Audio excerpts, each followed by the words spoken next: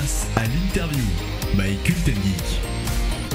Elle s'appelle Mademoiselle Camille sur tous les réseaux sociaux. Vous pouvez la retrouver sur Twitter, Facebook, Instagram. Elle est à l'origine du nouveau logo de Cult & Geek. Et pour la remercier, on va découvrir un petit peu cette artiste freelance. Bonjour Camille. Bonjour Rémi. Alors Camille, tu es freelance art director et illustrator. C'est ce qu'on peut lire en bio sur ton Twitter. Qu'est-ce que ça signifie exactement ? Alors en fait, à la base, je suis étudiante en master direction artistique. Donc c'est vraiment mes études, mon métier. Et j'ai un ami qui m'a demandé de lui faire son logo et toute sa charte graphique pour sa chaîne Twitch. Et c'est comme ça que je me suis dit, c'est une opportunité, je peux me lancer en freelance. Donc j'ai lancé ça en même temps que mes études. Et c'est comme ça que j'ai commencé. Je me suis dit, l'e-sport c'est chouette aussi, donc allons-y, lançons-nous là-dedans. C'est venu un peu tout seul en fait. Cela signifie que je suis directrice artistique et illustratrice en freelance, pour faire la traduction en français. Et donc ça veut dire qu'en fait, je m'occupe de faire des logos et des illustrations pour toutes les personnes qui le souhaitent. Ça peut être un personnage de jeu vidéo, ça peut être un dessin quelconque, n'importe quoi en fait, pour faire un tatouage, pour faire un dessin sur un t-shirt, ça peut être vraiment tout. J'essaye de nouer un peu une relation avec la personne pour voir ce que le projet donne dans la suite en fait, dans le futur, pour voir le tatouage ce que ça rend, ou le logo ce que ça rend sur la société, comment la personne s'en sert. Mon portfolio sur Behance, c'est surtout pour montrer tout ce que je sais faire. Donc c'est surtout à destination des entreprises et c'est une vocation plus professionnelle en fait ce site-là. Et ensuite je passe surtout par les réseaux sociaux et par le bouche à oreille depuis quelques temps. Et donc du coup il va y avoir des amis par exemple qui vont me commander une illustration et qui vont le faire savoir sur leurs réseaux sociaux.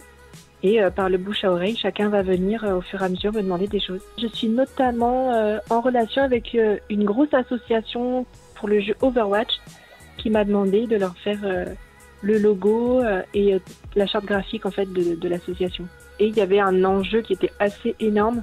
Et d'ailleurs, je travaille toujours avec eux, je leur fais pas mal de choses, des illustrations récemment, dont une qui est sur ma bannière Twitter.